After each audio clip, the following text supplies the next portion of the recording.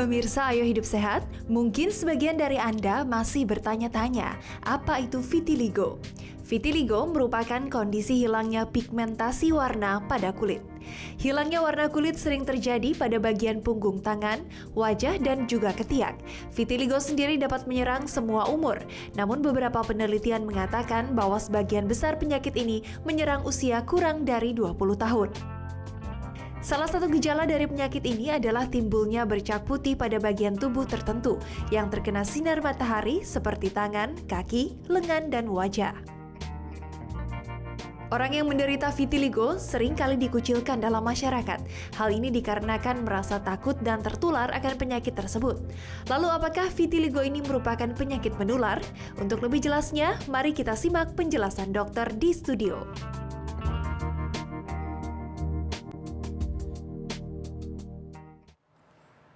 Nah pemirsa, tadi kita udah lihat tayangan tadi dan kita tahu bahwa mungkin beberapa dari kita pernah melihat hal yang sama. Dan kita mungkin takut dan berkata bahwa oh jangan-jangan ini panu. Padahal sebenarnya tentunya bukan, karena kita takut jadi akhirnya takut bersalaman, takut berpelukan, takut berinteraksi sama orang-orang yang punya bercak-bercak putih seperti itu. Nah sebenarnya apakah perlu kita menghindari orang seperti itu sampai sejauh itu? Mungkin kita pernah lihat juga ya? Iya pernah, karena kan juga ada beberapa model luar yang udah top model banget. Bahkan dia tuh yang punya bercak simetris sekali dok. Dan itu tapi jadi kebanggaan buat dirinya sendiri. Akhirnya itu gimana sih dok? Sebenarnya penyebabnya? Sudah ada sama kita Dr. Atika, seorang dokter spesialis kulit dan kelamin. Dr. Atika, selamat siang. Tadi kita udah lihat tayangan tadi dan tadi Dita juga udah lihat tuh katanya. Iya, jadi benar memang tadi yang sudah ada di Viti itu adalah gambar secara visual penyakit yang namanya vitiligo.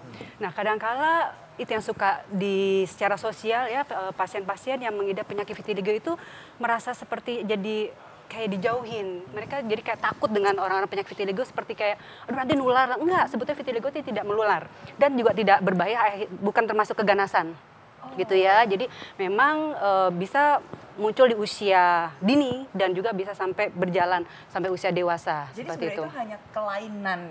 Ya, jadi kelainan di sel melanosit. Jadi itu sel melanosit adalah sel yang penghasil pigmen. Jadi dia selnya itu rusak. Jadi dia nggak bisa menghasilkan lagi si sel pigmen. Akhirnya itu muncullah si bercak putih itu. Gitu. Jadi seperti albino tapi nggak seluruhnya albino ya, gitu dok? Kalau albino itu adalah mutasi gen. Jadi gennya itu ada perubahan atau kerusakan. Nah, kalau ini beda lagi kerusakannya di selnya. Nah, penyebabnya memang complicated ya, banyak sekali untuk vitiligo. Nah, salah satunya autoimun. Jadi imunnya diri sendiri itu menyerang sel-sel sehat. Seperti itu. Jadi salah satu sel yang melanosit tadi ya, penghasil pigmen. Seperti itu. Nah, ini ada, kita langsung masuk ke fakta mitos ya dok. Oke. Vitiligo ini bisa menyerang siapa aja dan dia itu nggak mengenal usia, bener atau? Ya, fakta, itu fakta. Oh, itu fakta? Ya, jadi vitiligo itu bisa menyerang dari usia kelahiran sampai dewasa. Oh, berarti walaupun umur sekarang ini tuh masih bisa terserang? Bisa, jadi memang kalau untuk yang paling sering rata-rata itu vitiligo itu muncul di usia 20, kisarannya sampai 40. Itu yang paling banyak untuk rata-rata munculnya vitiligo. Itu penyebabnya apa sih dok sebenarnya? Penyebabnya adalah multifaktor, artinya faktornya itu banyak. Jadi genetik ya, ada genetik dan non-genetik. Jadi kalau genetik pastinya memang dia turunan. Jadi memang kalau misalnya orang tuanya vitiligo, pasti 20-40% anaknya bisa terkena. Kemudian kalau yang non-genetik artinya tidak ada unsur genetik, bisa disebabkan karena radikal bebas. Apa sih radikal bebas itu? Jadi kalau kita banyak di luar, terus kita terkena polutan. Oh iya, itu bisa. Polusi? Ya, polusi itu bisa. Terus kemudian juga kita mengkonsumsi obat-obat atau bersinggungan terus dengan bahan-bahan toksik, itu juga bisa. Bahan toksik ini seperti apa nih? Bahan toksik misalnya contohnya ya, kalau misalnya kita cat rambut misalnya ya, itu kan bahannya itu kan selalu misalnya yang suka di salon memang pengecat rambut, dia selalu berhubungan kan dengan yang cat-cat rambut. Itu kalau memang sering sekali dan misalnya tidak menggunakan handscoon bisa loh sebagai pemicu ya, sebagai untuk pemicu. Yang non genetik ya. Oh jadi harus lebih hati-hati juga ya dok ya? Benar sekali gitu. Oke, nah, kalau misalnya dok ya, kalau ngomong-ngomong penyakit vitiligo ini sebenarnya itu kalau untuk yang apa ya, apalagi selain yang harus dihindari gitu penyebabnya? Yang jelas gini, kalau vitiligo itu memang selain tadi yang genetik dan non-genetik ya, dia harus memperhatikan faktor pencetus. Faktor pencetusnya tuh apa aja sih? Dia bisa, salah satu adalah faktor sinar matahari. Karena di vitiligo itu mempunyai namanya fenomena Kupner. Artinya apa tuh fenomena Kupner? Jadi kalau dia terkena trauma, terkena gesekan, atau kena paparan yang terus berulang, itu bisa memicu munculnya vitiligo. Apalagi yang sudah ada faktor genetik, itu akan lebih mudah sekali kalau munculnya. Misalnya kita sering yang, ada kan kalau misalnya kita lihat ke pantai ini ada orang-orang yang sering berjemur, itu juga memicu, Dok? Kalau berjemur kalau yang berjemur dia kan hanya misalnya vacation aja. Tapi kalau memang dia pekerjaannya di bawah matahari, seperti mau contoh petani, nelayan, itu bisa kansnya besar. Bisa. Atau memang misalnya bekerja sebagai di tambang batu bara misalnya, ya itu kan toksik sekali kan untuk batu baranya, itu bisa memicu. Nah sebenarnya kalau misalnya kita bisa bedain nih, tadi kan katanya vitiligo ini kayak penyakit panu. Apa yang bisa beda ini? Contoh bercaknya seperti apa? Ya, berbeda sekali sebetulnya. Jadi kalau bercak yang namanya vitiligo itu putihnya kayak putih susu atau kapur. Putih banget dan sangat-sangat jelas. Kayak luka bakar gitu, Dok? Menyerupai, cuman dia benar-benar kalau luka bakar kan semakin kesini tuh nanti ada titik-titik hitam, udah mulai ada pigmennya lagi ya. Cuman kalau yang namanya vitiligo dia tetap aja putih bakar, bisa melebar dan tambah banyak. Nah itu benar-benar batasnya tegas antara kulit sehat dengan warna putih. Tapi kalau panu, dia cenderung warnanya itu samar. Jadi samar dan bentuknya itu tidak yang seperti jelas banget batasnya, itu nggak seperti itu. Jadi kalau misalnya kita sudah melihat bisa membedakan. Benar-benar putih dan khasnya adalah lokasi, jelas. Jadi kalau vitiligo, kalau di wajah paling sering adalah di daerah dekat bibir, di daerah samping ujung papasan udung, terus kemudian mata. Nah, kemudian juga untuk di tangan biasanya di daerah yang persendian. Kenapa? Dia daerah-daerah yang trauma. Daerah siku, lutut, kaki. Nah, baik, ini memang salah satu hal yang paling sering orang salah nih, karena mereka pikir bahwa oh ini orang yang panu vitiligo, itu yang vitiligo panuan ternyata ya. Itu padahal ini dua hal yang sangat berbeda banget nih. Dua hal yang berbeda, tapi nggak berarti kemungkinan sih kalau orang vitiligo juga terkena panu juga bisa ya, cuman tapi pasti berbeda. Jadi tadi udah ada di Viti ya bahwa gambarnya benar-benar putih sekali dan kontras dengan kulit dasar. Nah, itu pasti berbeda. Betul banget. Coba kita lihat bagaimana tayangan orang yang tadi hidup dengan vitiligo. Lihat tayangan berikut ini. Dunia modeling tak hanya tentang bagaimana para wanita cantik dengan tubuh semampai berlenggak-lenggok mengenakan pakaian dan riasan memukau. Namun ada banyak cerita menarik untuk disimak di dalamnya. Salah satunya berasal dari Winnie Harlow atau yang dikenal dengan Chantel Winnie. Jika selama ini paradigma model adalah wanita cantik, berkulit putih, tinggi, dan sempurna, maka tak demikian halnya dengan Winnie.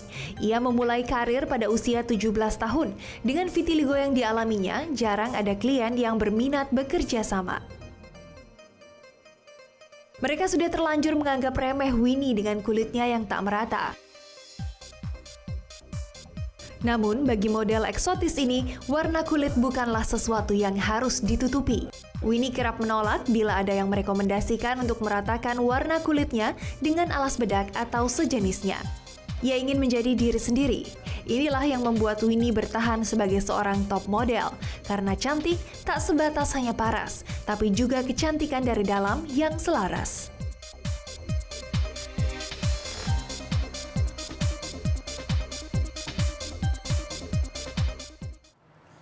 Oke, jadi salah satu contoh yang luar biasa sebenarnya. Hebat sekali dia bisa tetap bertahan dan eksis ya. Dia dengan percaya diri bisa menunjukkan bahwa memang oke, saya vitiligo tapi saya bisa berprestasi gitu kan. Jadi memang permasalahan vitiligo itu kan satu, dia sebetulnya tidak bahaya. Cuma permasalahan adalah dia gangguan secara kosmetik. Jadi apa yang diganggu? Rasa percaya diri. Secara sosialnya pasti kalau yang tadi bagus banget, top banget. Jadi dia bisa membawa dirinya seakan-akan seperti orang normal, ya kan? Dan itu harus ditiru banget. Karena yang terjadi adalah pasien vitiligo yang terus-menerus terjadi itu apa? Depresi. Karena depresi merasa tidak pede kan dengan kondisi kulitnya seperti itu. Nah, Dok, kalau misalnya ngomong-ngomong nih, karena kan di dunia sosmed sekarang tuh banyak banget yang menjual krim tuh banyak banget. Nah, pemakaian krim ini ya Dok ya, kalau yang secara kita acak, kita nggak tahu nih krimnya apa, itu tuh juga dapat menyebabkan pemicunya penyakit vitiligo ini. Itu fakta atau mitos, Dok? Itu fakta. Kenapa tadi saya sebutkan kan bahan-bahan yang sifatnya toksik dan memang bukan seharusnya untuk kulit, itu akan memicu munculnya vitiligo. Karena nanti ada namanya stres oksidatif, jadi itu patogenesis salah satu dari vitiligo, itu menyebabkan nanti kerusakan dari si sel melanosit itu tadi. Itu memicu, karena kalau pakai krim nggak mungkin sehari 2 hari. Pasti akan terus, dan karena nggak tahu isinya, oh bagus putih, padahal sebetulnya kandungannya tidak untuk kulit misalnya. Campur-campur gitu. malah kadang-kadang. Karena sok tahu kan, jadi oh ini serem campur banget ini ya. biar makin putih. Zaman sekarang kebalik kok, yang putih pengen jemur, yang lebih gelap pengennya putih. Benar, Dok, benar. Malah berbahaya jadinya ya. Sebenarnya harusnya percaya diri aja. Percaya Kalau diri memang aja. ternyata memang Iya. perlu untuk misalkan merawat tubuh, merawat kulit, sebaiknya memang dengan dosis dan bahan yang sesuai. Benar sekali dok. Jadi langsung aja ke dokter ya, ke dokter kulit. Iya. Jadi lebih jelas ya Iya, dok. jadi memang kalau vitiligo itu terapinya disesuaikan dengan jumlah dari vitiligonya. Jadi kalau memang misalnya jumlahnya sedikit, biasanya ada krim khusus. Tapi nanti kalau makin banyak, nanti ada namanya fototerapi. Jadi disinar. Jadi obatnya juga sebetulnya sinar juga, tapi sinar menyerupai matahari UVB ya. Tapi sinar yang dosisnya terpantau dan berapa lamanya juga terpantau begitu. Dan kalau penyakit vitiligo ini itu bisa disembuhkan atau tidak dok? Ya, jadi ini sebetulnya vitiligo ini adalah sifatnya progresif. Kalau dia luasnya kurang dari 20% dari seluruh tubuh, biasanya ada perbaikan dalam terapi. Ya, jadi memang yang putih-putih itu bisa muncul lagi pigmennya. Terapi pigmen gitu. Iya, tapi biasanya kalau lebih dari 50% memang agak sulit kan ya. Jadi biasanya akhirnya ada terapi khusus malah semua diputihkan. Dan seperti misalnya itu. kalau untuk orang yang terserang penyakit vitiligo ini, sebenarnya apa sih kayak tanda-tandanya gitu? Apakah dia merasa panas? Kadang kan ada kalau misalnya sakit kulit merasa gatal. Nah, terus penyakit kulit itu terasa panas gitu. Itu sebenarnya apa jadi nih, kalau dok? vitiligo secara rasa yang dirasakan pasien itu nggak ada, cuman dirasakan nggak, kok tiba-tiba ada bercak putih. Awalnya mungkin merasa itu kok aku panuan ya, tapi semakin lama semakin jelas, akhirnya kan browsing biasanya. Nah, dan kemudian kalau kadang ada yang terasa gatal, tapi mayoritas sih nggak merasakan apa-apa, cuma mayoritas merasakan nggak pede. Nggak pede dengan keluhannya itu karena biasanya di daerah yang terpapar matahari, yang terbuka. Dan kadang-kadang Seperti juga ada gangguan pada mata juga kadang-kadang ya. Bisa, Dia nggak tahan bisa. silau karena ada Iya. peradangan pada selaput mata juga. Betul, sebenarnya pada jadi dia orang yang sifatnya vitiligo ini. fotosensitif ya. Karena dia kan autoimun, jadi sebenarnya Betul. kekebalan tubuh kan di seluruh tubuh ada. Iya, Jadi akhirnya betul, itu bisa betul. ada di tempat lain selain kulit Iya, sebenarnya ya, jadi memang Oke, selain ya. kulit, mukosa dan mata gitu ya. Baik, terima kasih Dokter Atika tadi Oke, sudah memberikan sama-sama. wawasan nih mengenai vitiligo. Jadi sekarang jangan lupa ya bahwa vitiligo dan panu itu hal yang berbeda. Jangan minder, dan juga bagi orang lain di sekelilingnya tolong juga jangan bantu Iya, jangan juga jangan terlalu menjauhi ya. jauh. Betul, Sebenarnya nggak betul. apa-apa ini ya, tenang saja. Oke, saat lagi kita masih punya tetap informasi, jangan kemana-mana, tetap dalam acara Ayo Hidup Sehat.